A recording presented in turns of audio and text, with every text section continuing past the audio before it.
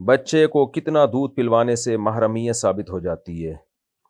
احناف کے نزدیک تو ایک قطرہ بھی اگر بچے کے حلق میں اتر گیا 2 سال سے کم عمر کے بچے کے حلق میں تو وہ ماں بچے کی ماں بن جاتی ہے، اور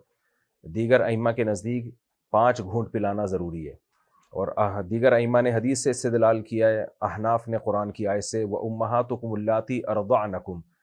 کہ وہ مائیں جنہوں نے تمہیں دودھ پلایا ہو۔ تو احناف کا اصول یہ ہے کہ خبر واحد اگر قرآن کے خلاف ہو تو اس خبر واحد کا اعتبار نہیں کیا جاتا، کیونکہ قرآن متواتر اور یقینی ہے، اور مسئلہ بھی احتیاط